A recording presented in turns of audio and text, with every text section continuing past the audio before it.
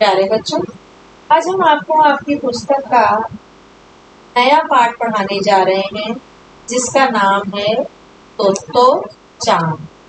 इसके लेखक हैं तेत्सुको कुरोयानागी। इन्होंने तोत्तो चान नामक कहानी है उसमें उसमें एक बालिका के बारे में लिखा। बच्चों, आप सभी ने तारे जमीन पर पिक्चर देखी होगी। उसमें ईशान नामक लड़के का चरित्र आपने देखा होगा। कुछ उसी तरीके से मिलता जुलता चरित्र तोत्तो चान का है। इस कहानी में तोत्तो चान नाम की एक लड़की के बारे में बताया गया। तो आइए चलिए हम आपको तोत्तो चान नामक पाठ का सारांश बताते हैं। आप सभी ध्यानपूर्वक सुनिएगा और उसके बाद पाठ की रीडिंग करिएगा। आपको पाठ बहुत अच्छे से समझ में आ जाए। तोत्तो चान नाम की एक लड़की है जिसने जो बहुत चंचल स्वभाव, वो कभी अपनी कक्षा में स्थिर नहीं कर।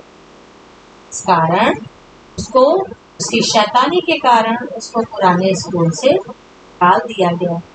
उसकी माँ ने उसको नहीं बताया गया है, उसकी शैतानी के कारण उसको स्कूल से निकाला गया, क्योंकि उसकी माँ ये जानती है कि यदि उसके मन में ये सच्चाई पता चल गई कि उसको स्कूल से निकाला गया है, बहुत उदास हो जाएगी और उसके मन की सारी चंचलता खत्म हो जाएगी। उसकी माँ ये बातें लेकर बहुत परेशान रहती थी और उसके लिए ऐसा स्कूल चाहती थी जिससे उसकी इस प्रकार की शैतानियों, उसके इस प्रकार के क्रियाकलापों, एक्टिविटीज को वो स्कूल हंसकर स्वीकार करे और वो उसमें रम जाए, उसी में पढ़े। इस तरीके का वो उसके लिए स्कूल ना चाहती। तोत्तो चान को वो एक स्कूल में उसको एक स्कूल मिल गया और वो उसको एक स्कूल में ले गई। और स्कूल का जो गेट था वो 2 पेड़ के तनों का, वहाँ पर कक्षाएं रेलगाड़ी के डिब्बे में होती। वहाँ पर बच्चों को मनपसंद पढ़ने, विषय पढ़ने, चित्र बनाने आदि की कुछ स्वतंत्रता थी।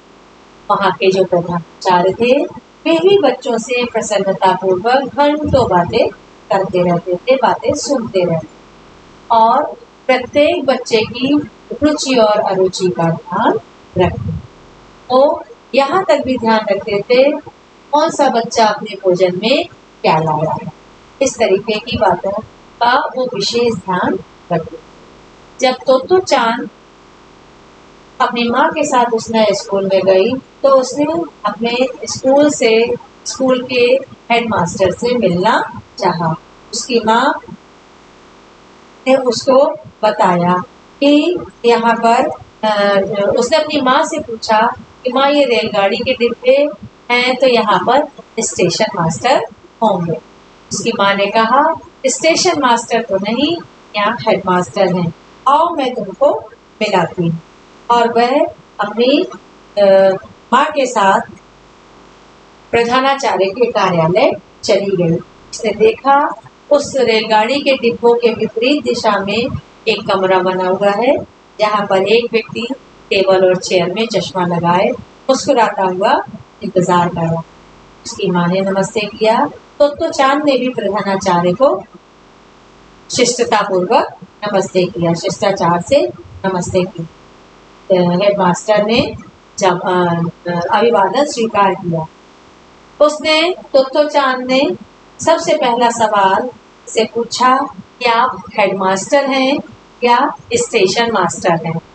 तो उस स्कूल के प्रधानाचार्य ने हंसकर जवाब दिया कि मैं हेडमास्टर हूँ। फिर उन्होंने तोत्तो चान को कुर्सी पर बैठने का इशारा किया और उसकी माँ को वहाँ वापस भेज दिया।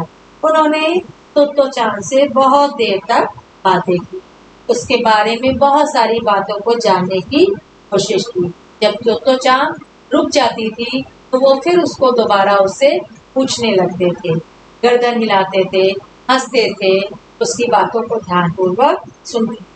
लगातार बिना रोक टोक के तोत्तो चान बात करती रही।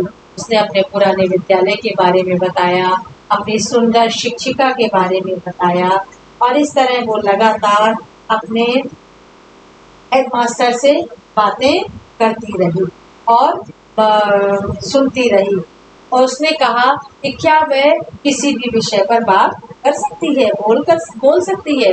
उसके हेडमास्टर ने उसको बोलने की अनुमति दे दी। इस तरह वो लगातार बहुत देर तक बोलती रही। उसे कुछ भी नहीं पता था कि वो क्या बोलती जा रही है और बोलते बोलते वो अचानक चुप हो गई। अब उसके पास बोलने के लिए कुछ भी नहीं था। उसने अपने दिमाग पर बहुत जोर डाला, लेकिन उसके दिमाग पर कुछ भी याद नहीं आया कि वो आगे क्या बोले। तभी उनके हेडमास्टर ने उसके सिर पर हाथ रखा और कहा, आज से तुम इस विद्यालय की छात्रा हो और तुम इस विद्यालय में पढ़ने आ सकती हो। वह उसको स्कूल घुमाने ले गए। हेडमास्टर उसको उस जगह भी ले गए जहाँ सारे बच्चे एक साथ बैठकर खाना खाते थे। स्कूल के बाकी बच्चों के बारे में पूछा और बाकी बच्चों से भी खाने के बारे में पूछा और जानकारी हासिल की। तो चांद ने हेडमास्टर से और अन्य बच्चों के बारे में भी पूछा, किंतु उन्होंने जवाब दिया। उस तो चांद ने पूछा, आपके विद्यालय में कितने बच्चे हैं? तो हेडमास्टर ने उत्तर दिया, बस इतने ही बच्चे हैं। तो चांद ने कहा, बस इतने ही? उन्होंने कहा, हाँ। यह सुनकर उसे विश्वास नहीं हुआ, किंतु वह फिर भी उनके साथ सहमत करते हुए, हाथ हिलाते हुए हेडमास्टर के साथ फिर वो आगे चल पड़ी। हेडमास्टर ने उसको सिर पर हाथ रखा और पूछा कि वह स्कूल आने के लिए तैयार है कि नहीं। उस सबकी रुचि के बारे में जानकर और सबकी जिज्ञासाओं को शांत करते देखकर तो चांद का मन बहुत खुशी से झूम उठा। यह सब देखकर उसका मन प्रसन्नता से भर गया और वो घर आगे वापस आ गई और अगली सुबह वह स्कूल जाने के लिए बेसब्री से इंतजार करने लगी। उसको लग रहा था कि कितनी जल्दी रात खत्म हो और वो पुनः अपने स्कूल को जाए। और हमेशा की तरह उसकी माँ को उसको सुबह स्कूल उठाने में बहुत प्रयास करना पड़ता था, किंतु आज उसके ठीक विपरीत वह सुबह जल्दी उठी, उठकर तैयार हुई। उसने अपने टिफिन में खाने के लिए माँ से टिफिन लिया और लेकर वो चल दी। वो माँ के टिफिन लेकर साथ में चल दी। तो उसी तरह खुशी से उठकर तैयार हो गई।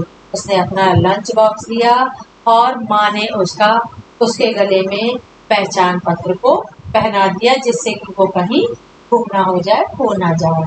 उसने अपनी माँ को बड़े प्यार से अभिवादन किया और बाय कहते हुए वो स्कूल खुल के निकल गई।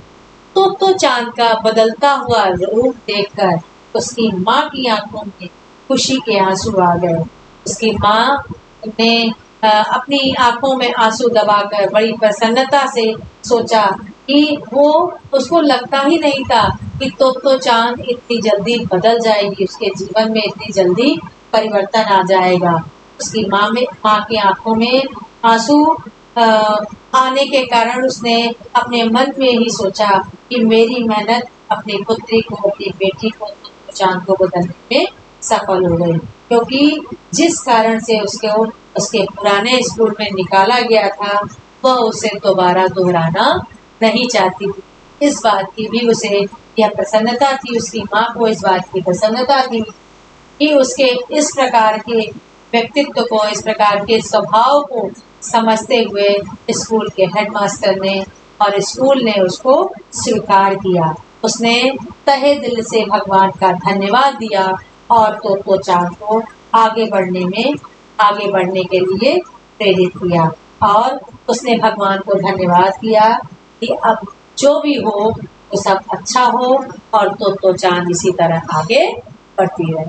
तो आपने इस कहानी में सुना कि तो चांद में चीज़ों को देखकर सामने के दृश्यों को देखकर वो जिस तरीके की लड़की थी, एकदम से देखकर उसको किस तरीके से परिवर्तन आया और उसने अपने आप को किस तरीके से बदला और अपने रास्ते को और उसने अपने को आगे बढ़ने में किस तरह मदद की। उसकी माँ की मेहनत कि वो चाहती थी कि उसकी चंचलता कम ना हो, उसके स्वभाव में किसी भी प्रकार की उदासी ना हो और अच्छे स्कूल उसकी चीज़ों को समझ सके, उसकी माँ की मेहनत सफल हुई।